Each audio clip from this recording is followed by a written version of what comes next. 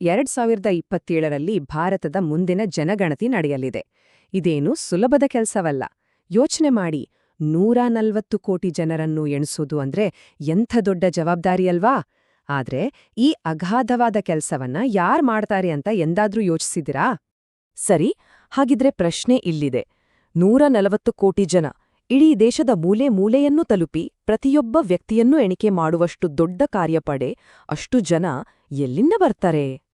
ನಮ್ಮಲ್ಲಿ ಹೆಚ್ಚಿನವರು ಅನ್ಕೊಂಡಿರ್ಬೋದು, ಈ ಕೆಲ್ಸಕ್ಕಾಗಿಯೇ ಒಂದು ದೊಡ್ಡ ಸೈನ್ಯ ಇರ್ಬೇಕು, ಅವರಿಗೆ ವಿಶೇಷ ತರಬೇತಿ ಕೊಟ್ಟಿರ್ತಾರೆ ಅಂತ. ಆದ್ರೆ ನಿಜಕ್ಕೂ ವಿಷಯನೇ ಬೇರೆ ಇದೆ. ಕೇಳಿದ್ರೆ ಆಶ್ಚರ್ಯ ಆಡ್ಬೋದು. ಹೌದು, ಅದು ಬೇರಾರೂ ಅಲ್ಲ, ನಮ್ಮ ಶಾಲಾ ಶಿಕ್ಷಕರು. ದೇಶದ ಭವಿಷ್ಯವನ್ನ ತಿದ್ದಿ ತೀಡುವ ಕೈಗಳೇ ದೇಶದ ಇವತ್ತಿನ ಲೆಕ್ಕವನ್ನ ಇಡ್ತವೆ. ಈ ಕೆಲಸದ ಪ್ರಮಾಣ ಎಷ್ಟು ದೊಡ್ಡದು ಅಂದ್ರೆ, ಬರೀ ನಮ್ಮ ಕರ್ನಾಟಕ ರಾಜ್ಯ ಒಂದರಲ್ಲೇ 1,00,000ಕ್ಕೂ ಹೆಚ್ಚು ಶಿಕ್ಷಕರನ್ನ ಜನಗಣತಿ ಕೆಲ್ಸಕ್ಕೆ ನೇಮಿಸಲಾಗುತ್ತೆ. ಯೋಚಿಸಿ, ಇದು ಕೇವಲ ಒಂದೇ ಒಂದು ರಾಜ್ಯದ ಲೆಕ್ಕ. ಇನ್ನು ಇಡೀ ದೇಶದ ಕಥೆ ಏನಾಗಿರ್ಬೇಡ? ಸರಿ, ಹಾಗಾದ್ರೆ ಒಂದು ಪ್ರಶ್ನೆ. ಶಿಕ್ಷಕರನ್ನ ಈ ರೀತಿ ಪಾಠ ಮಾಡೋದು ಬಿಟ್ಟು ಬೇರೆ ಕೆಲ್ಸಗಳಿಗೆ ಬಳಸ್ಕೊಳ್ಳೋಕೆ ಕಾನೂನಿನಲ್ಲಿ ಅವಕಾಶ ಇದೆಯಾ? ಉತ್ತರ ಹೌದು, ಇದೆ. ಆದ್ರೆ ಅಲ್ಲೇ ಒಂದು ದೊಡ್ಡ ಟ್ವಿಸ್ಟ್ ಇದೆ. ಕಾನೂನು ಹೇಳೋದಕ್ಕೂ ಈಗ ನಡೀತಿರೋದಕ್ಕೂ ಅಜಗಜಾಂತರ ವ್ಯತ್ಯಾಸವಿದೆ. ಈ ಇಡೀ ಚರ್ಚೆಯ ಕೇಂದ್ರ ಬಿಂದುವೇ ಶಿಕ್ಷಣ ಹಕ್ಕು ಕಾಯ್ದೆ, ಅಂದ್ರೆ RTE ಆಕ್ಟ್ 2009. ಇದರ ಸೆಕ್ಷನ್ 27. ಈ ಕಾನೂನನ್ನ ತಂದಿದ್ರ ಹಿಂದಿನ ಉದ್ದೇಶ ತುಂಬಾ ಸ್ಪಷ್ಟವಾಗಿತ್ತು. ಶಿಕ್ಷಕರ ಗಮನ ಕೇವಲ ಪಾಠ ಮಾಡೋದ್ರ ಮೇಲಿರ್ಬೇಕು, ಬೇರೆ ಯಾವುದೇ ಕೆಲ್ಸ ಅವರನ್ನ ಡಿಸ್ಟರ್ಬ್ ಮಾಡ್ಬಾರ್ದು ಅಂತ. ನೋಡಿ, ಕಾನೂನಿನಲ್ಲಿ ಎಷ್ಟು ಸ್ಪಷ್ಟವಾಗಿ ಬರೆದಿದ್ದಾರೆ ಅಂತ. ಯಾವುದೇ ಶಿಕ್ಷಕರನ್ನು ಶೈಕ್ಷಣಿಕವಲ್ಲದ ಉದ್ದೇಶಗಳಿಗಾಗಿ ನಿಯೋಜಿಸಬಾರದು. ಇದಕ್ಕೆ 3 ವಿನಾಯಿತಿ ಕೊಟ್ಟಿದ್ದಾರೆ: ದಶವಾರ್ಷಿಕ ಜನಗಣತಿ, ವಿಪತ್ತು ಪರಿಹಾರ ಮತ್ತು ಚುನಾವಣೆಗಳು. ಅಷ್ಟೇ. ಕಾನೂನು ತಂದಾಗ ಇದ್ದ ಉದ್ದೇಶ ಇಷ್ಟೇ ಸೀಮಿತವಾಗಿತ್ತು. ಆದ್ರೆ ವಾಸ್ತವದಲ್ಲಿ ಏನಾಗಿದೆ? ಕಾನೂನಿನ ಆ ಸಣ್ಣ ವಿನಾಯಿತಿಯನ್ನೇ ಹಿಗ್ಗಿಸಿ ಎಲ್ಲಿ ತಂದಿಳಿಸಿದ್ದಾರೆ ನೋಡಿ. ಜನಗಣತಿ, ಚುನಾವಣೆ ಬಿಡಿ, ಮತದಾರರ ಪಟ್ಟಿ ಸರಿಪಡಿಸೋದು, ಕೆಲವೊಮ್ಮೆ ದೊಡ್ಡ ಅಧಿಕಾರಿಗಳಿಗೆ ಪರ್ಸನಲ್ ಅಸಿಸ್ಟೆಂಟ್ ರೀತಿ ಕೆಲಸ ಮಾಡೋದು, ರಾಷ್ಟ್ರೀಯ ನಾಗರಿಕರ ನೋಂದಣಿ ಅಪ್ಡೇಟ್ ಮಾಡೋದು, ಹೀಗೆ ಲಿಸ್ಟ್ ಬೆಳೆಯುತ್ತಲೇ ಹೋಗುತ್ತೆ.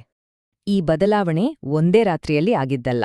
ನೋಡಿ, 2007ರಲ್ಲಿ ಸುಪ್ರೀಂ ಕೋರ್ಟ್ ಹೇಳಿತ್ತು, ಶಿಕ್ಷಕರಿಂದ ಬೇರೆ ಕೆಲಸ ಮಾಡಿಸೋದಿದ್ರೆ ಅದು ಅವರಿಗೆ ಪಾಠ ಇಲ್ಲದ ದಿನ ಅಂದ್ರೆ ರಜೆ ದಿನಗಳಲ್ಲಿ ಮಾತ್ರ ಮಾಡಿಸ್ಬೇಕು ಅಂತ. ಆದ್ರೆ 2022ರಲ್ಲಿ ಬಂದ ಒಂದು ತೀರ್ಪು ಎಲ್ಲವನ್ನೂ ಬದಲಾಯಿಸಿತು.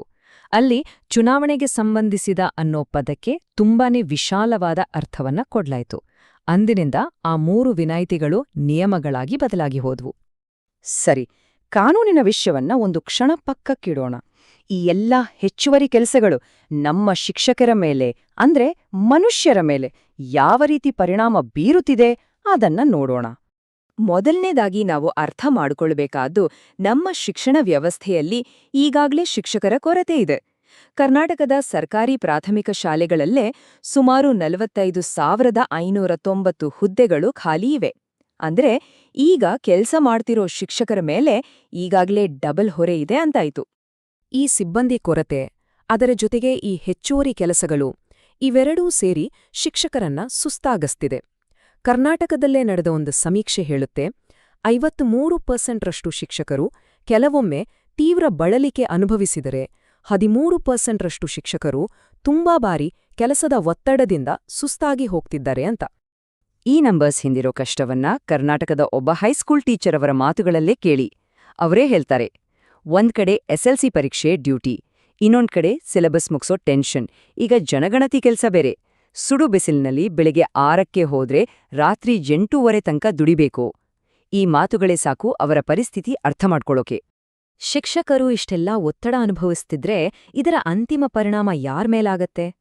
ಖಂಡಿತವಾಗಿಯೂ ಮಕ್ಕಳ ಮೇಲೆ ಮತ್ತು ನಮ್ಮ ಶಿಕ್ಷಣ ವ್ಯವಸ್ಥೆ ಮೇಲೆ. ಶಿಕ್ಷಕರು ಕ್ಲಾಸ್ ರೂಮ್ನಲ್ಲಿ ಇಲ್ಲದಿದ್ದಾಗ ನಿಜವಾದ ನಷ್ಟ ಅನುಭವಿಸೋದು ಯಾರು? ಪರಿಣಾಮಗಳು ಕಣ್ಣಿಗೆ ಕಾಣುವಂತಿವೆ. ಸಿಲೆಬಸ್ ಮುಗಿಯೋದಿಲ್ಲ, ಮಕ್ಕಳ ಪರೀಕ್ಷೆಯ ರಿಸಲ್ಟ್ಸ್ ಕಡಿಮೆ ಆಗುತ್ತೆ, ಅವರ ಕಲಿಕೆಯ ವಾತಾವರಣವೇ ಹಾಳಾಗುತ್ತೆ. ಅದರಲ್ಲೂ ಮುಖ್ಯವಾಗಿ ಸರ್ಕಾರಿ ಶಾಲೆಗಳನ್ನೇ ನಂಬಿಕೊಂಡಿರೋ ಲಕ್ಷಾಂತರ ಬಡಮಕ್ಕಳ ಭವಿಷ್ಯದ ಮೇಲೆ ಇದು ನೇರವಾದ ಹೊಡೆತ ಕೊಡುತ್ತೆ. ಯಾರೋ ಅನ್ಕೋಬೋದು, ಈ ಜನಗಣತಿ ಅಥವಾ ಎಲೆಕ್ಷನ್ ಡ್ಯೂಟಿ ಇರೋದು ಕೆಲವು ವಾರಗಳ ಕಾಲ ತಾನೆ ಅಂತ. ಆದ್ರೆ ಸಮಸ್ಯೆ ಅದಲ್ಲ. ಆ ಕೆಲವು ವಾರಗಳಲ್ಲಿ ಮಕ್ಕಳ ಕಲಿಕೆಯಲ್ಲಿ ಉಂಟಾಗೋ ಅಂತರವನ್ನ ಸರಿಪಡಿಸೋಕೆ ತಿಂಗ್ಳುಗಟ್ಲೆ, ಕೆಲವೊಮ್ಮೆ ವರ್ಷಗಟ್ಲೆ ಬೇಕಾಗ್ಬೋದು. ಅಂದ್ರೆ ಈ ಸಣ್ಣ ಅವಧಿಯ ಕೆಲಸಗಳು ಶಿಕ್ಷಣದ ಮೇಲೆ ದೊಡ್ಡ ದೀರ್ಘಕಾಲೀನ ಪರಿಣಾಮ ಬೀರುತ್ತೆ. ಹಾಗಿದ್ರೆ ಇದಕ್ಕೆ ಪರಿಹಾರವಾದರೂ ಏನು? ಇದು ಅಷ್ಟು ಸುಲಭವಲ್ಲ. ಯಾಕಂದ್ರೆ ಇದು ಎರಡು ಮುಖ್ಯವಾದ ರಾಷ್ಟ್ರೀಯ ಜವಾಬ್ದಾರಿಗಳ ನಡುವಿನ ಒಂದು ಸಂಘರ್ಷ. ಒಂದ್ರೀತಿ ಇದು ಧರ್ಮ ಸಂಕಟ. ನೋಡಿ, ಒಂದು ಕಡೆ ಸರ್ಕಾರದ ವಾದ, ಜನಗಣತಿ ದೇಶದ ಯೋಜನೆಗಳನ್ನ ರೂಪಿಸೋಕೆ ಅತ್ಯಗತ್ಯವಾದ ಕೆಲ್ಸ. ಈ ಕೆಲ್ಸವನ್ನ ಮಾಡೋಕೆ ಶಿಕ್ಷಕರಷ್ಟು ದೊಡ್ಡ, ವಿಶ್ವಾಸಾರ್ಹವಾದ ಇನ್ನೊಂದು ವ್ಯವಸ್ಥೆ ಇಲ್ಲ ಅನ್ನೋದು ಅವರ ಮಾತು. ಇನ್ನೊಂದ್ ಕಡೆ ಶಿಕ್ಷಣ ತಜ್ಞರ ವಾದ.